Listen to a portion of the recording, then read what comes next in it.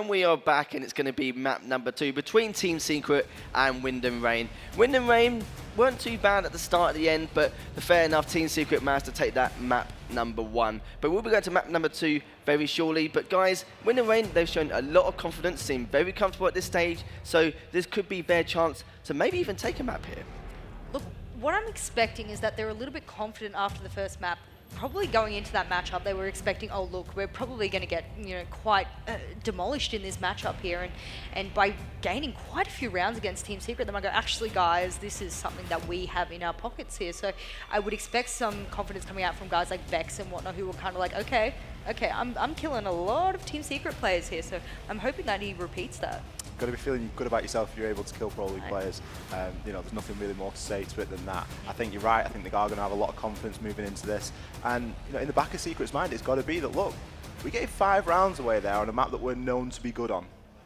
That is quite true. You mentioned some players before, Vex and Speed's really stepping things up as well throughout the course. It's literally from the start to the end. But at the end, kind of lost a bit of stamina there. Could have held their own. But the only question I would probably like to ask now is was it the fact that Wind and Rain were just struggling to close out those last few rounds, or was it more the other end of the spectrum where Team Secret started to feel their groove? I think when you move on to the second half, and obviously this is something I know more than anyone, you move on to the second half and you can't play the same aggressive playstyle or passive aggressive playstyle you had on attack or defense and vice versa. So they just weren't ready. Yeah, it was a bit of a weird one, but Team Secret managed to stabilise in the end, take those last few rounds like it's kind of playground work in some way, shape or form. But we are going to go back to the casters with Leon's dancing and Demo and Test casting. I like that. Norenga inspiration there. That's not secret. That's not. That's still a smiling secret, though. He needs to make his own. You cannot steal from other teams. Devise your own dance on the people it. demand it. And when I say people, I really mean Demo. Well, you want to do it? Well, you always like to see a new dance. I guess so. I think we've kind of overused that one a little bit. It became very popular. It was spammed a lot. Well, we're on to Bank, and not unlike what is this? Not unlike the last series earlier on between M&M and Vexed, we're going to see the double hard breach ban coming away. It's just going to make that basement completely detached away from the rest of all the bomb sites. You cannot attack that basement without a Habana or a Thermite. You just can't do it. Not fun. I mean, they managed to make it work a couple of times. It worked once from Vex, and that's because M&M didn't know that the hatch wasn't actually even touched. They thought there was a Maverick who was sitting with a little hole. Literally all they needed to do is swing around, throw a C4, play behind the bomb, job done, which is what they then did the following rounds. I'm more than likely going to be expecting the exact same thing, but I am curious to see how both teams will play the Maverick, because we've seen Vexed and M&M. Instead of opening up the hatch, they decided to opt to open up a way into the bomb site. They opened up that little hole that a very default plant spot would be. So I'm curious to see how then Leon will choose to use that blowtorch. Will he open up the hatch? That means it gives complete cover. Nobody can play behind the bomb, which we know is a big nuisance. And well done the Secret realizing that the only way we're really going to get in... Oh, never mind. I was going to say the only way you get in is with a big pushing power like a glass. And well, that's going to be not there. As soon as they identify the castle, they're not playing downstairs, they're going upstairs instead. And I thought we might see a Blackbeard get 6 bits in there, but no, instead dropping the glass entirely. I think when you're trying to play on Windows, that would have been a much more successful play or attempt. Well, but instead just blocks away from it. It's because Echo and Valk are both available inside of this matchup, and that's kind of the rule. If both of them are there, you always have to bring an IQ. That's why we've seen both teams in the last map, Echo and Valk were allowed through. That's why then you always pick up the IQ. It's a real hard one, because everything you can see there, you just 100% need as well. Like, what do you drop? Realistically, towards maybe the Jackal as a drop if you really wanted to get something like the Blackbeard or the Glass. Jackal Bank, but pretty good. I was going to say, with how roam heavy this map is, we spoke about it on the desk earlier on, 3 sets of stairs, so many roam potentials coming through that you just have to have something on there to be able to hunt those down. So Secret, not so much having their hands tied, but as you said, once you've identified that there is that Valkyrie on side, you need to be getting rid of those cameras, you need the IQ. So for now, we'll have to make do without either the Glass or the Blackbeard. Secret have spawned towards that north side, so we could be looking at just a standard window take. I think Secret have realized very early on, you can no longer take control of Skylight. There's no point. Maverick isn't going to do much. He can only make one little hole. It's not the same as a Thermite charge going off, which opens up the entirety of those walls. So Secret may be looking to play more of the frag-heavy matchup. They're not really focused on their strategies. And talking to Meepy there just in the interval, he has literally said 2% of the comms compared to the usual 90. But, wow, Vexed, double from him. He just goes for the jump out, and even Speed's fine. Maybe this just came crashing down for Secret. And he's still running around outside, and no surprise, you will get yourself scanned out, of course, after 2 seconds, and also find yourself being dropped down. But that's still a very successful run, finding 2, and while Leon's looking completely the wrong way, Tyrant is going to find that kill. And immediately, Wind and Rain off to a much better start than they were on Oregon, already finding themselves in the 4 versus 1 in the first round. Well, Vex just went for it, saying, you know what, if I die, I die. If I get a kill, it'll be good. If I get 2 kills, well, that'll be even better. And it paid off big time. That's the risk that they decided to take. But, again, big reward from it nonetheless. I just kind of killed Secret's momentum straight there. That was going to be a no-win round, really, from that stage on. And in general, I think this is just Wind and Rain getting off to that early start that we've talked about before. If you want to try and catch an opposition who is much stronger than you by surprise, you do things differently. And that's what they've done anyway. They're going for that hole potentially as well. I imagine as soon as the side of Secret sees that Ella, they know exactly what's going on. They know they're going downstairs. We know we're going for that blue stairs hold. Curious if they wanted to try and change anything out here, because for the most part, this seems like a really solid lineup coming through for Wind and Rain. They've got the utility once again coming through from Valkyrie and Echo, new addition to the lineup this time round, and the Ella just being there to play on those stairs. I want to know again if it's going to boil down to stacking 2 or 3 members on those stairs, because a few times we've seen teams just throw literally everything at trying to take over those stairs, because assaulting in through the bottom of those stairs, getting into server room and going from there, that is the biggest priority you can go for. It's the easiest plant you can go for, but it does mean both teams stack up so many members trying to defend it. There is one thing I kind of question with Team Secret is looking at those 5 operators for this particular bomb site. Nobody there is really going to give you an upper edge in terms of gunfights. That's why I would have loved to see Glaz being a pickup, because you have that immediate effect. It kind of puts the fear into a lot of the defenders. Another operator that I think is very strong on Bank is Montagna. Very safe once you actually get the plant down, but I guess for the most part, when you're trying to plant inside CCTV itself, you've already got the cover once it's actually down. But actually getting the planted isn't the problem, because you'll still get smoke canistered out, you'll still get C4s thrown at you. So it's less so that you're not wanting to stand and necessarily protect it, because you can protect it from further back at the bottom of blue stairs anyway. So in this case, more opting away from it. But I think I'm with you. I'm not sold. The IQ, I 100% get it here as well, especially when you're seeing both the Echo and the Valkyrie come through. But I'm thinking there were probably better things you can employ here to be able to assault downstairs. I question Thatcher. There's no bandits really. Yeah. Bandit isn't a strong operator for this particular bomb site. Kaid is available, so I'm sure maybe you would expect to see Thatcher for the Kaid if this was being allowed free, because we know how pesky he can be with going for the Kaid trick. Or maybe it's because they know that this is something that we have seen Wind and Rain do in their playoffs against who knows. They play this exact same position. The Thatcher now just makes perfect sense. Yes, they saw the Ella do exactly what they were going for. Now all the ADSs are gone. Everything has been removed, and now that leads Speeds entirely on his own base defending this point. I also like here his little variation on this, is that what he shows them to do is move and put the deployable shield in the doorway. That does mean it can get knocked down if they're not careful, but it's not actually back itself inside the stairway, which is where we normally see most teams play it. There is a disadvantage, however, of going for that. Maverick could easily have come over and just literally hit it with one touch and it would have fell apart. You don't have to use any of that, the Ash charge that was used. And also for Secret, if you know that they're going to go for that strategy, why are you not bringing nades? It's a weird one. It would be logical to bring those frag grenades because it makes it so easy. We see, for example, inside of that last Bank game we had earlier on today, Doki threw a nade in, easy kill. That's what you do, bringing those frag grenades. Stiz with the first kill onto Speeds. He will take the opening death. That's the Ella gone. That's the shotgun eliminated. And we will see these 2 players of Secret trying to move in towards server. Maybe great shot. Finds the head straight onto Vex. And look at this. They've actually opened up this wall for Secret. They've gave them a way in. I question this. If this was reinforced, they wouldn't have this issue. This could have been a lost round for Secret because we know they've already used the Maverick for the hatch. They do have to deal with the Echo destruction potentially, though. He's not too far off dead, so I imagine Harris will be sat playing pretty safe for the most part. And into the Echo drone going down as well, so Pepper will find that one for free. Would have been nice to get that into a spot, but now you're looking towards the Valkyrie. I don't believe has a C4 remaining. They're already finding themselves 2 more down. That's a beautiful smoke canister coming out as well from Blackout to bring down Meepy. That brings us into a 3 versus 2. Make that a 2 versus 2, and Smoke has already gone down as well. It's all on Tyrant to hold Secret at bay here.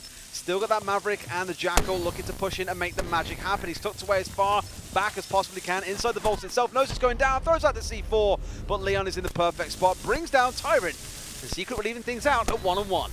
I just don't understand why they haven't reinforced both of those walls.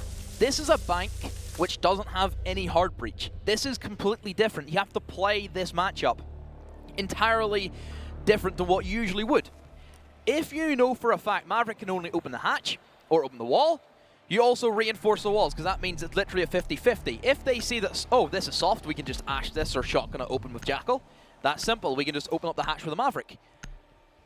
There's no choice to make there. It makes it easy for them. So, I'm lost for words. I wouldn't have reinforced both, because in fact we saw this in the first series earlier on, where in one of the rounds, I don't think M&M reinforced the wall that was actually against service. So the main one where we see the plant going through was reinforced. They left the other one soft, so there wasn't an angle that they could find to try and shoot in unless they had that Maverick getting it open.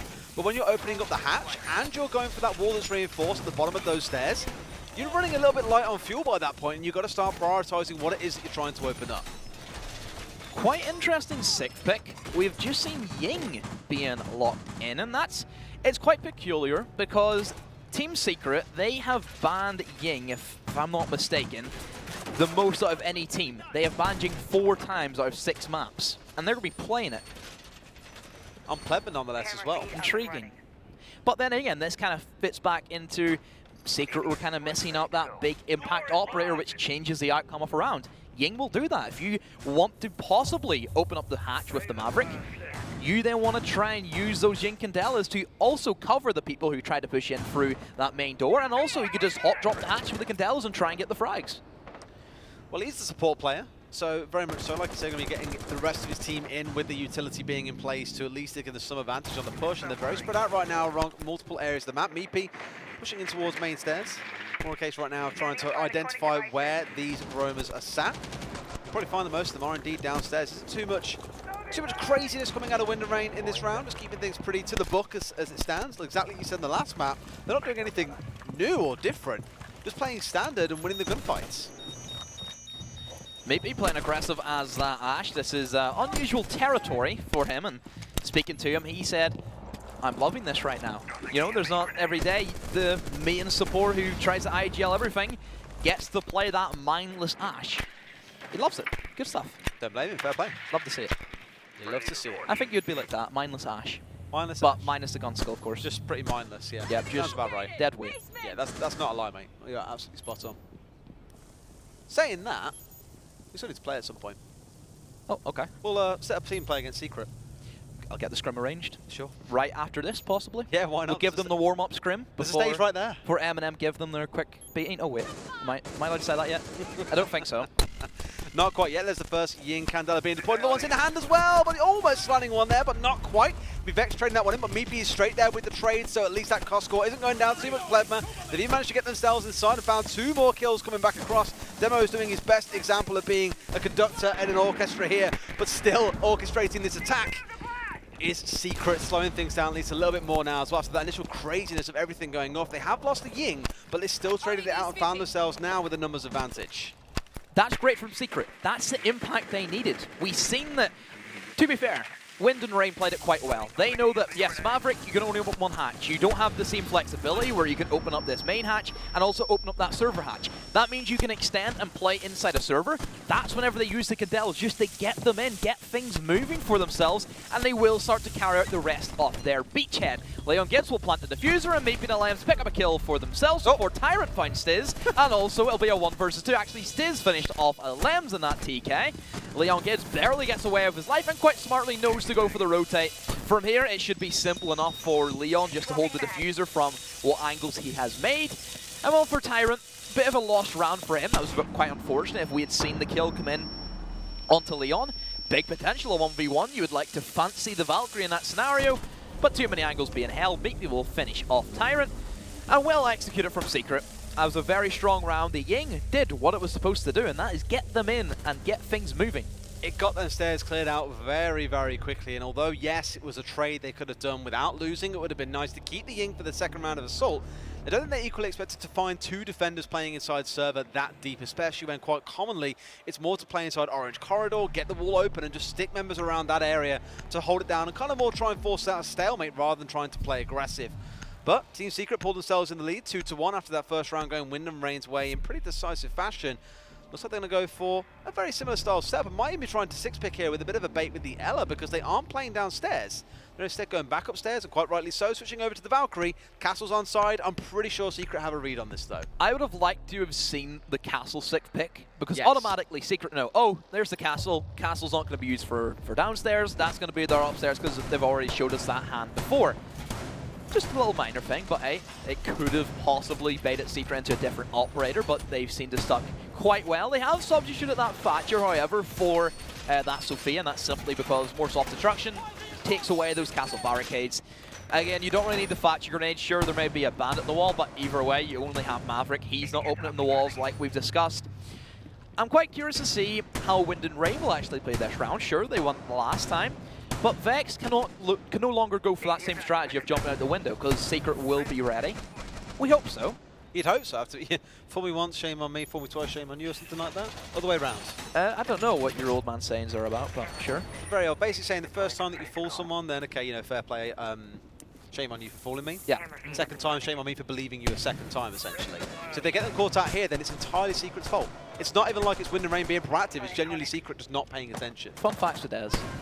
It's quite a common saying, mate. You're probably just too young to have heard it. You do know I do know it. It's just a very old Sure. saying, and you're old, so Just haven't learnt enough, mate. Haven't seen unfortunate enough for, of the for world. yourself. Unfortunate. I've seen Manchester. That's good. Yeah. Manchester's not a bad one, mate. It's been good for us so far. Secret. Let's see how they can make this work. More window play coming through, but already Leon being picked out by Vex in the opening 35 seconds of the round is not doing too many favours. Drone's going to come in, but quite rightly so. Vex is looking the wrong way. It was all a bait, they say, as Meepy brings him down from far away.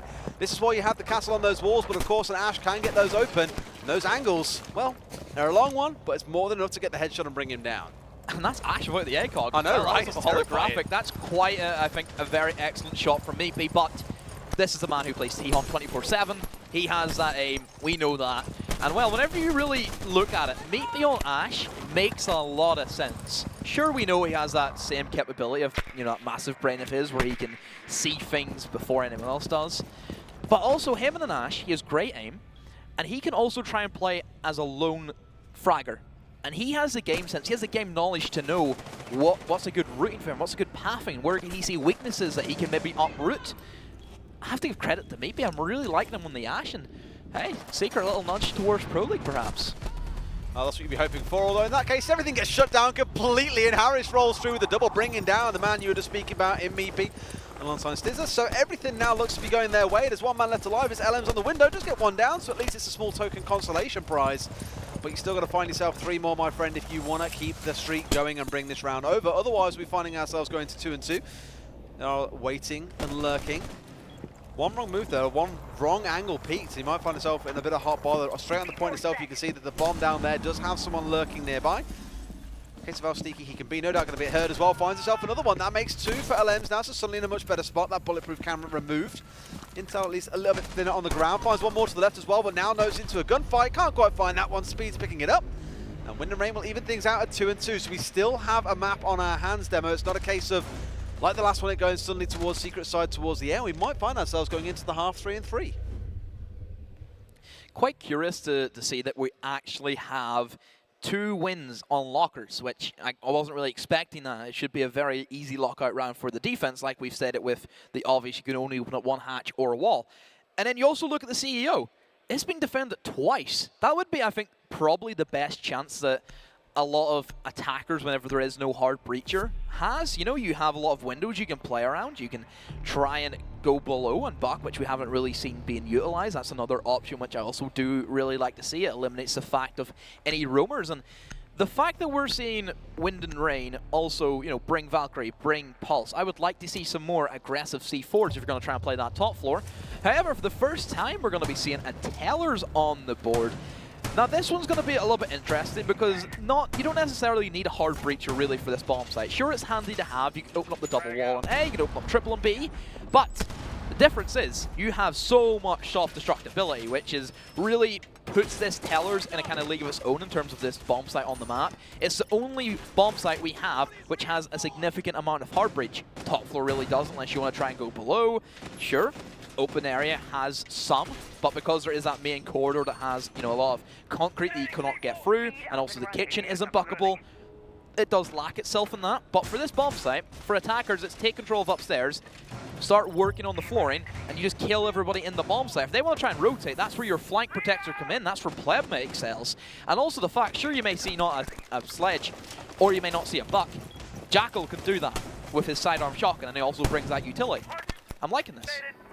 You mentioned the whole upstairs point. It's where I expect Secret to try and make their point of ingress, is to get upstairs, get themselves control of that, clear out any roamers. Anything else might be up there. That's exactly what Stizz's plan is right now. Take that over, and you do have that option of getting a lot of visibility downstairs onto the site itself and trying to flush out those defenders while they're set on point, just to try and give yourself, hopefully try and force them away towards more of your roamers. But it's a case of actually finding them in the first place. They do have that Jackal on side, and indeed you can hear that tag going away every few seconds, making sure at least one location is revealed. But Harris is still going to find Stiz, so that's the Thatcher gone and down. You did say earlier on, it is one of those points where the hard breach isn't absolutely essential. Well, of course, if you can still have the Thatcher on side, then you definitely welcome it. Well, MZ will find Harris, and that is going to be with his pistol. Could have been catching out a pulse by surprise using that IQ scanner that did not know the IQ scanner can see the electronic gadget. Leon barely missing the shots onto the smoke. That would have been a very big kill, because that's the only real denial that Wind and Rain have, unless you want to also include Tyrant with his C4. But more than likely, I could see that C4 being used in more of an aggressive fashion upstairs, trying to C4 somebody's trying to use that destructibility to their best of their advantages. And also breaching charges being brought as well by LM, so that also gives them something else to try and work with. Leon aggressive, has that Jackal ping. That's the utility that you have, only gets the down, and Vex is there for the retrade. However, we have Meatbee there, and he will manage to pick up, actually I believe it's Plebma. Yeah, Plebma found one, and then Meatbee got Vex, and Plebma finds another one. Nice round for Plebma as well, finding himself 3 kills. We speak about him being the support player, and he said himself that he was worried. Not so much worried, but at least aware that he was going to have to step up to this level to deliver.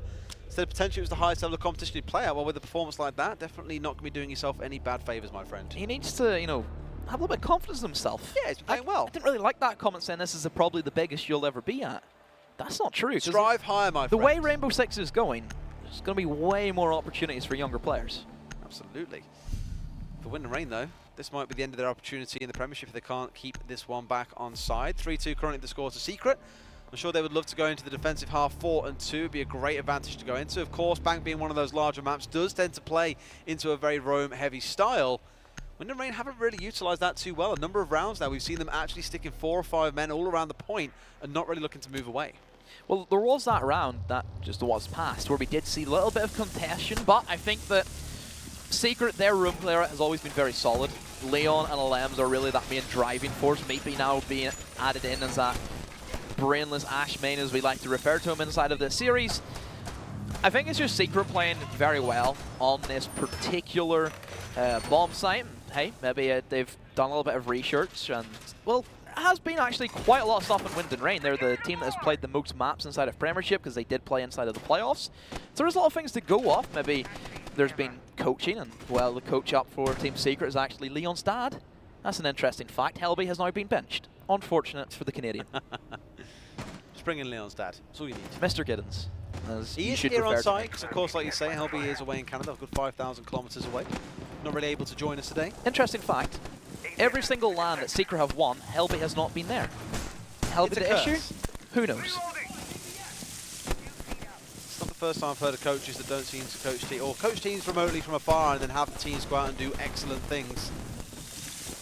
Today to do an excellent thing and potentially get the double win in Prem. Of course, M&M await them potentially in the final, but we need to, of course, see if Secret are going to be the team advancing away from this game. Got a bit of a standard setup here as well for Wind and Rain, so again, nothing too expansive going on. I do like that earlier on they didn't use this. They actually now have the pulse playing inside the vaults themselves, looking towards when this plant's coming down, so they know what's going on, they know what Secret are up to. That's something that we see M&M use an awful lot. but until this round, haven't seen Wind and Rain employ.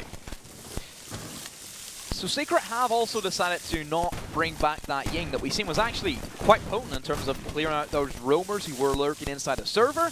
But Wind and Rain have kind of retracted a lot more. They're playing Speeds now inside a Gold Vault. This is one of the strongest positions you can have as a Pulse player, because you can see right in towards that server. You can know if anybody's going to go for the plant. And of course it takes, what, 2 seconds to rotate out of there, throw a C4 and get a kill onto the planter, and you go straight back doing your job. I love the Pulse in this scenario. I think it's great, just a case of making sure that when you do come to use that C4, using it right. And surely that intel being fed through, they know what's going on. Vex playing off on a bit of a longer angle here as well. So in fact, looking off towards more, watching towards Staircase and the garage itself, rather than actually towards security. And this is what bit M&M a little bit earlier on, was when they didn't stack enough members in towards defending that room, and quite rightly so. Now he knows exactly where they are.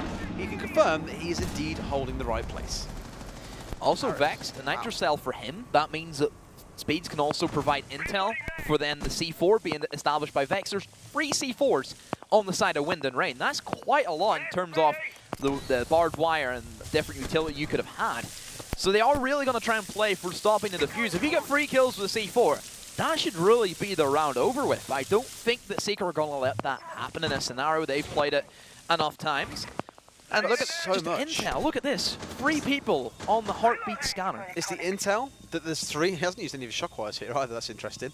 Nitro Cell, they've still got 3. They've still got 2 smoke canisters remaining, and we're down to 30 seconds. Wind and Rain have got a lot to play with here. The Secret are going to have to pull something out the bag and maybe go for a more aggressive play, hoping they don't run straight headfirst into a C4 to make this one work. Smoke canisters will come in, and that does give Secret the availability to go for their beachhead. Maybe will successfully plant the diffuser, and well, Stiz says hello to Harris with a stab. Speed's fine, maybe, but the diffuser has been planted. Tyrant with a kill, so it has went in favor of Wind and Rain, but Leon gets amped. Levin will still keep it level before Tyrant finds Leon a 1 versus 2. It's down to Alems. Diffuser has been planted. He's went for the correct play. He's rooted up, but I believe Tyrant will be ready for it. Tyrant versus Alems. Who will win? Alems gets it. 1 versus 1. This should be an easy clutch out for Alems against Vex. The 2 German operators will battle it out. Vex is going to hop on up. That's going to be the diffused sound. And well, just a quick bait for Alems. Not enough time to go for the kill. He has to stick to the fuse. And Alems, you should be seeing the body. I hope so. Yes, you will. Wow. Well, Alems, don't do that. Not good. Those goddamn Wind Bastion skins, Demo. I can't believe it's that well. good at camo that he's genuinely invisible to 11. On a grey wall. Right? The pizza camo has... Well, not even playing something like Fortress, there's no excuse. But hey, you got it in the end, double-checked it over. Maybe he was just baiting us. God Fortress knows. ESL map? Question mark? Big question mark. Hopefully not. Pengu's just having a fit outside right now in the venue. He said no, no, no, no, no, no. Please no, don't send us there. But it's all good. So after the half, 4-2. Good performance out of Secret. Not as worrying as it was back on Oregon, when it was Wind and Rain bringing it up to 3-3, so at least they're giving themselves at least a small bit of buffer to be able to play with going into their defensive rounds. This is a good start. This is a 4-2 lead. Wind and Rain, looking at what they performed on Oregon, I think that their attacks were strong in some cases. They came out of that Oregon split 3 rounds apiece. So yes, they do have that core mechanics, but I kind of worry because Wind and Rain can no longer play that very safe, just Thermite, take those hard breach, you open up the wall. This has really put them out of their comfort zone. Secret, I think, have done well with the bans, going for that Thermite ban in return of Wind and Rain. I'm liking the fact that we're seeing Team Secret really start to target specific players. I think that maybe the Maestro pick has also did well. I thought Speech was fragging out very well in that Oregon matchup with that LMG. It's done well for Secret. Overall, for Wind and Rain, they really need to get their roam presence. We've talked about this from Leon Gids. He is deadly on this map. There's 3 sets of staircases. He can go wild. He can go rampant. There's no Nomad, so that's another operator that Leon doesn't have to worry around. And, well, quite interesting. He's playing Echo, though. I can recall a few times that we've seen roaming Legion players as well be fantastic at rotating across the map. Turtle, a player that those who've been around Prem for a while will probably remember, putting one hell of a performance on this map, making full use of those staircases, like you say. R.I.P. Turtle. R.I.P. Turtle. Died so young. Gone back to the sea. Join his brethren.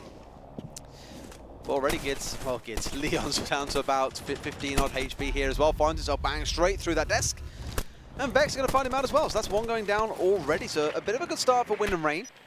But now it's a case of how they can translate this advantage, this 5 versus 4, into something else. The answer is no, they can't, because Meepy is going to trade off against Tyrant as well. And already trades back and forth. So, okay, both sides now really going at it against one another. Speed's got to be wary as well.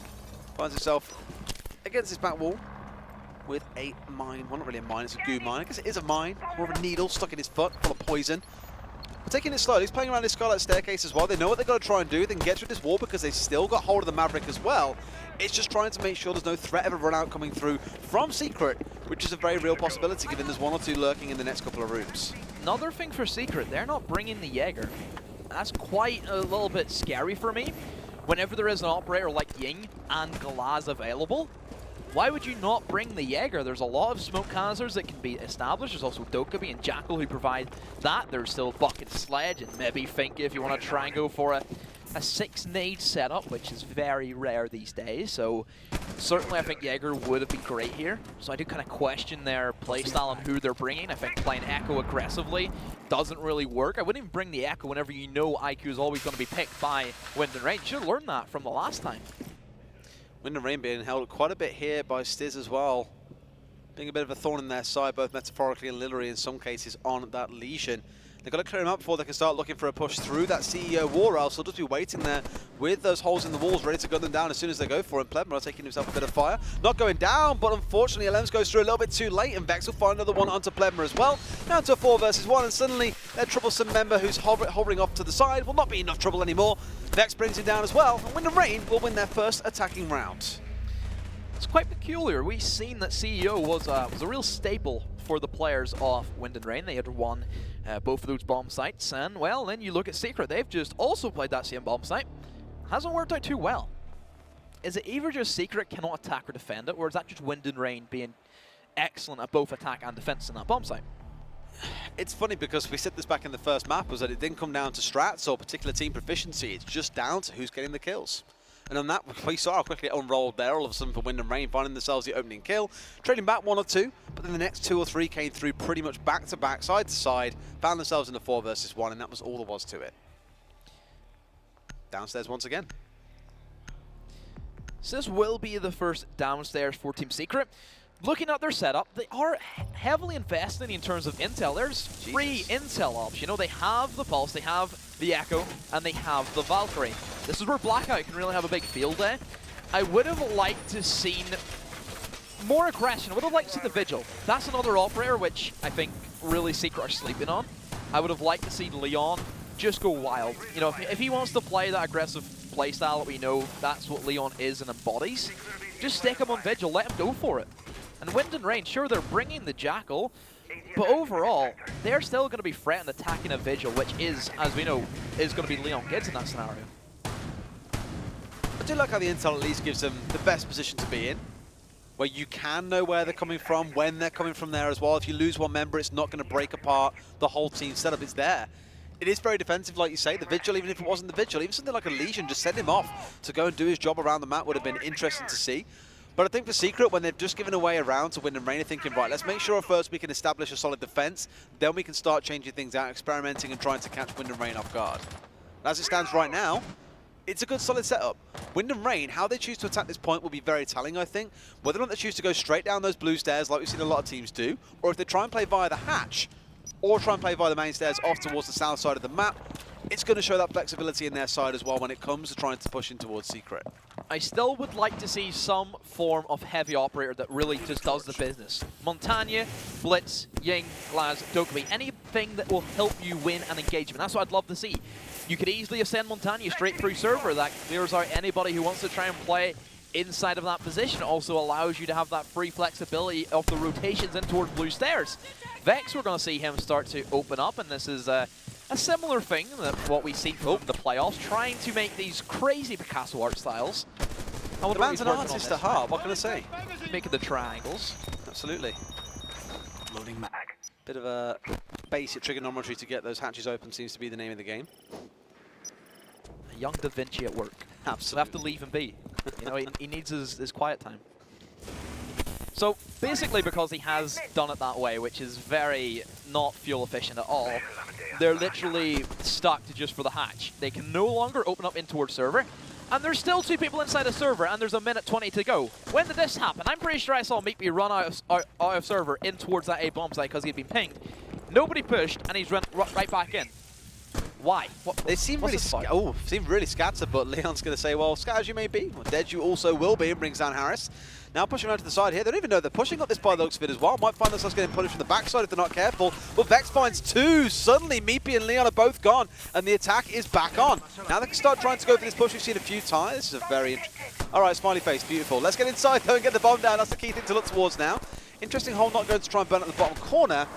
Might watch this bomb back afterwards, mate, and see the more efficient way of getting that open, using less fuel. Like you say, not really the most optimum fuel used so far in this round. He's actually got it perfect. That is like the perfect size that you can actually get a Maverick hole. So he clearly has practiced this. It's not an easy feat to do. For example, you look at the way that M&M and Vex game went out. The Mavericks, it was a much bigger hole because they didn't know how to do it correctly, but Vex a good skill to use nonetheless. Blackout pushes in, goes for the defuse, as we know the hatch is going to give that cover, but Blackout gets sent flying high. Speeds also drops in. Vex takes a toxic fumes as Stiz picks up a double with a shotgun. Down the Tyrant, gets a pistol kill for his troubles, but not enough time, not enough health. And LM's on the vault, will make quick work of that. And well, Lockers once again proved to be too tough of a bomb site for many of the attacks. That was going so well for Wind and Rain, and then it's not so much panic because they didn't have much time left and they had to act. But they realized they just couldn't keep on trying to play around that small hole he cut out in the wall and chose to go for a push forward from there. Chose to instead smoke it out, sprint for the back corner and try and get the diffuser down. But sadly, well, Secret had other ideas. Enough members left alive, enough C4s, enough smoke canisters to be able to shut that attack down. Team Secret now at 5-3 as well. 2 rounds stands between them and a grand final showdown with M&M. That's the fixture that a lot of people have been speaking about and expecting. And you can tell based on how teams have been playing so far today, Wind and Rain exposing some weaknesses potentially with Team Secret, that M&M may be in a position to be able to make it happen.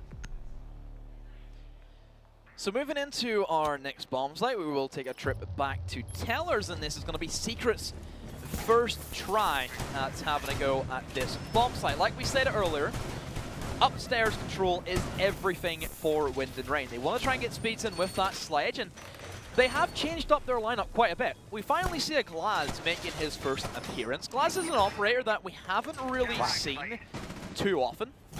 Glaz has kind of fallen out of the meta. I think that a lot of teams have kind of adapted and know as soon as you hear a smoke canister, whenever you know there's going to be a Glaz, those don't pick it, just wait until it happens. There's plenty of gadgets that the defense have. You have Echo drones that get intel, Valkyrie cameras, you have goo mines of Legion, which is probably the most pesky thing for a lot of Glaz players, Maestro, bulletproof cams. So much stuff that counters Glaz at the moment has really fell out of the meta, but there are still certain teams that kind of fear him. Like, for example, Glaz has been a very big ban for Team Secret over the course of their Premiership season. Even Wind and Rain, they haven't really liked to play against the Glaz. So there is options there that having an operator that isn't really known to both teams because they never really play with or against them, there is advantages to that. It's a case of Wind and Rain trying to turn it into a round win. Saw there they haven't used Maverick throughout any of the regular season. Glaz has seen 22% pick, give or take. Maybe not so much by Wind and Rain themselves, but Plebma's going to find Tyrant already. And it's about keeping these key components in place, I think. When you've had both of the hard breaches banned away, you need to keep that Maverick on side. Those hatches are so crucial when it comes to trying to assault onto the downstairs. Less so when you're looking towards Tellers, of course, because there's a lot of soft breach there.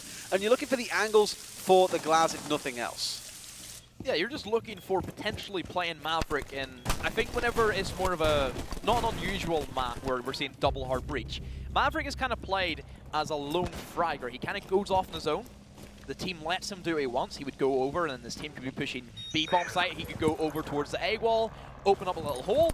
That's a free kill. Stuff like that. That's why I think Maverick has a great place in the meta at the moment, but of course they cannot utilize him in that scenario because you need him to open up these majority of the hatches or these hard walls if you go for it. Down 3 now, Wind and Rain already in a bit of a precarious position for this round. Secret's done a good job to hold them at bay and kind of stem the aggression. Once again, really likes his triangles on these points. What can I say? Does likes to keep at least part of it going still? Yeah, I'm not sure about this. Won't lie. Interesting. I'd like to ask him why he does this, actually. I'll find out afterwards. Going for the spread on there, finds his feet a couple of times. A little happy feet trying to get him down, but no, Stiz lies down, shoots straight back up. Now into a 2 versus 5. This could potentially be the opportunity for Secret to put themselves at series point to go into that final. There is one man remaining. His name is Harris, and he's got it all to do here on the glass. Beautiful shot, though. Will bring down Plebma. What else can he find, though? Is on the point itself. Diffuser is in hand, but now it's a case of making it work, and Meatbeat's going to find Lem's not the best. Suddenly finds it down to 2 remaining, but no! Leon is there with a shotgun. Harris goes down, and we are now into series point, ladies and gentlemen. Secret versus M&M is 1 round away. Possibly. So we head into our possible final round of this series, and well, Wind and Rain, most of their attacks have kind of been a little bit lackluster. I think they've got separated quite hard. They really need to stick with that whole refrag and that team chemistry that we talk about. We know that Wind and Rain have those skills. Tyrant hasn't really shown up for Wind and Rain this time around. I thought Tyrant during the regular season was a massive player for them. It really revitalized the squad. He just hasn't really found his way into this matchup. May it be first land jitters? Who knows? But if maybe if Tyrant was really getting in there, if we seen him standing off, if we seen him popping about, 6 and 8 for your main fragger who we know possesses so much raw skill. Yeah, I would like to see him possibly try and get up there. Also, Blackout with 1 kill, missing the Thermite, missing the 5.56. This point demo, we never see it taken up. Well, you say this. There's one operator that has kind of made this bomb site viable, and that's going to be the Clash. You did mention it earlier on. Yeah, because it is a viable thing. That Clash gives you that intel that you would not really have. For example, if you want to try and hold A-bomb, it's a very difficult position, because if they take control of that hatch upstairs, that's it. You cannot really sit in A anymore. Clash can. She can sit in the corner. She can see the heads of the players peeking in towards the hatch. It means that they cannot just freely drop and go for it. Another interesting position I like seeing Clash is right beside the bleepers, right outside that double door of the A-bomb site. You can see if anybody drops the corner hatch. You can see if anybody comes down main stairs. And maybe if you want to try and extend in towards tellers, then you have some more kill potential. There's a lot of great things. The fact that you can have extensions in towards tellers is a great adaptability factor for you as a defender. I dare you to come closer. I dare you. Dares him. Who wants to get any too close, though? It's more about the intel, like you said. It's more being a standing camera, essentially. Yeah, you are a Montagna. You can be threatened, but that's where the team play element of this comes into it as well. Is that with that intel, your team should be responding and going in for those frags pretty quick, more than anything else. But right now, it might be a case of trying to play a bit more aggressively rather than playing inside of A itself. Just checking stairs, checking doorways, making sure there isn't any funny business coming on. And just like this, you can stand there and watch. If you feel threatened, you can step away. Yeah, great position. You have so much visibility. They've also opened up the majority of that wall right beside that main stairs. If anybody wants to try and enter through tellers, guess what? Clash sees you as well. It relays the information to anybody playing inside of the archives, which in this case is going to be Leon and is going to be Stiz. Leon, hello from above, says Speeds, and that's going to be him falling. And this is where Speeds is actually going to use that sledgehammer to great use. He's entered upstairs. Good analysis from him being able to see, hold on a minute, we've got some pesky roamers instead of archives. Let me attack this as if it is going to be an archives defense, and now he can rotate around, can possibly try and go in and get some hard destruction done over towards A. There's options here for him. He can maybe try and open up above the Clash. It's a very hard angle to find, but if he manages to get it, that'll be a great addition to this final beachhead. And Tyrant, well, the man I was talking about, I wasn't really impressed with him so far. I was expecting a lot more. Well, he starts to get himself a couple of kills. Looking better as well, finding themselves the third of the round into a 4 versus 2. So actually the glass being used as you might expect this time round 2. Just to threaten, constantly be aware of where that potential one shot can always come from if you're not watching out for it. This is all pick up speeds back on the return, mind you. And just some more goo mines to be thrown downstairs from up yonder. And exactly like you say, Clash playing inside of A here as well, watching towards those main doors. And as soon as anyone steps in, you know exactly what the call is going to be. Instead, even trying to go for a bit of a flank behind them here as they do try and press in towards A. Wind and Rain had full control of main lobby to begin with, and now potentially risk finding themselves being backed up onto it if they're not careful. There you go. That's exactly the kind of play we were looking for as well. The intel's there, the root is there, can't go very far. This is more than happy to oblige and say, we got this one, boss.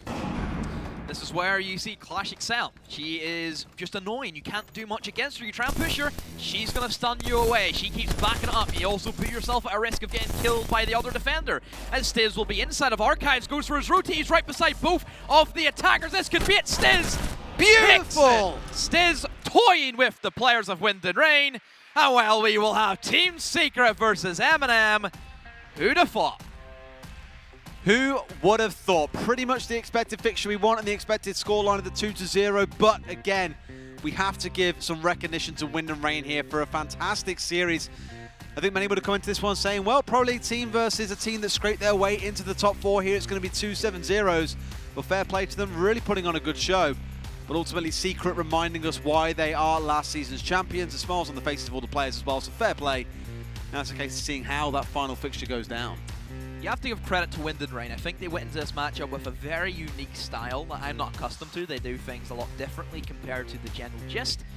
It is a great addition to have, but there is still some moments where I think if they'd done something more standard, it would have paid out for them. But hey, Team Secret, they get to the final, and M&M versus Secret, well, that's what awaits us. Absolutely, Oregon was their kind of standard go-to. This map a little bit differently, but some people will tell you a bit more about how different that was.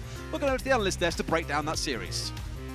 Thank you very much, guys. And that was a very close series, but in that second map, I just felt like Wind and Rain didn't really have many answers on that attacking half. Look, honestly, the 2-0 scoreline that we had at the end, obviously with the 2 maps being taken by Secret, it doesn't give justice to how much of a fight that we saw come out from Wind and Rain. So I think it, I guess, shrouds how much effort they actually put in there, because it's a really, really solid effort both maps. Yeah, the scoreline, like you say, it doesn't tell the full story. Oregon being very, very close indeed. Certainly could have gone to the side of Wind and Rain. On Bank, yes, I think they did struggle a little bit. We saw again, double hard breacher ban for the second time today. I know that's something you were losing your mind over. I really was. You were really having a bit of a problem with that. And rightly so, because it does make attacking very, very difficult. And I think that we saw that in Wind and Rain's attacks. They just didn't have all too many answers. And again, Secret ramping through the gears in those final couple of rounds brought it home. Yeah, you do see those elements of inconsistencies there with Wind and Rain. We saw it in the playoffs leading up to this final as well. It was not really too much of a surprise there. You could see there was some, I'd say they've improved a little bit in comparison to where they came from the Prem Plus by a huge margin, but there's still some little things here and there, even some minor stuff which caused some huge impact games there. Look, what surprised me most was that obviously with a double hard breach ban, they had Vex playing on the Maverick, and he was fragging out of his mind for both maps anyway, but he has a 0% play rate on Maverick. And you could tell that. You could tell by the way he was utilizing that utility. It wasn't being as effective as someone who may have been better suited to utilizing the blowtorch. So I was surprised, and it did show, unfortunately. I think it lost them quite a few rounds. Yeah, it was a bit weird, because that's a point I wanted to bring up as well, just due to the fact that maybe during the off-season, straight after the playoffs, where they had a couple of weeks to kind of revitalise and see what they can do leading up to this final, maybe they're trying to hide a few bits and pieces here and there to maybe hopefully cause a bit of an impact going into this series. But it seemed like it didn't really make too much difference. No, and I mean, going back to the hard breacher ban, banning out Hibana first, as Wind and Rain did, it puts Team Secret in a very powerful position because of how well they're able to play as a team and how well they're able to support each other. They can go, you know what, we're going to take the Thermite away, so you're not actually going to have a hard breacher, you're just going to be left with a Maverick. They'll know who plays Maverick and how often they've played them. We haven't seen a great deal of Maverick play throughout the course of the season, but that's primarily because we've not seen a lot of double hard breach banners because it is so unusual. Yeah, it was a little bit weird, and you mentioned before, Vex is, with him, it wasn't even just the first map he was good on, he played well on both maps. He has so much fragging ability there. And you know, even that 1v5, a little bit close. Okay, let's be honest, Secret was going to take that apart from the one TK we saw there, but there's some great players on there. It's just they just couldn't come together when it really mattered during that second half. Yeah, I absolutely agree. And it's such a shame in the end, because we did see some really big standout players from Wind and Rain. They should walk away with their heads held very high. They took a lot of rounds, and I just am really proud of them, to be honest, absolutely. Yeah, definitely. It's one of those things where, you know, some minor problems could cause a huge impact, like I mentioned before. But with Wind and Rain, if they just work just a little bit harder and do a little more research, then you never know what could happen in the future for this team. But we do have an interview on the stage with Caroline standing by. We do indeed. So I'm joined on the stage by Meepy from Team Secret. So first of all, congratulations, you made it through to the finals. Really, really well done. But I want to pick your brain a little bit, because I guess a lot of people would have been assuming you to come in and for it to be really easy for you, right? You know, you won last time and it was really, really simple. Kind of everyone thought you were really, really strong coming into this. And although it felt like you definitely found your footing towards the end, maybe talk us through what happened in that first map. Well, the first map for us was a little bit off. It took us a little moment to warm up, so to speak. But once, like you said, once we found our footing, we really got it going. You know, we decided that we wanted to try and change things up a little bit, move some players around on different roles and operators. It took us a few rounds to get into shape, but once we got there, we were there. Because it definitely seemed like you definitely got a lot stronger towards the end. And then right at the end there as well, that impressive double kill at the end was phenomenal. So I want to ask you then, you're going into the finals now with M&M Gaming. What are your thoughts going into this? M&M Gaming, we've played them in the past. You know, we are scrim partners. You know, they know what we do, we know what they do. So it should be a good match. Should be, you know, maybe a close match, but we'll have to see about that. Who do you think is going to take it? You or them? Oh, us. Well, thank you very much and good luck in the final.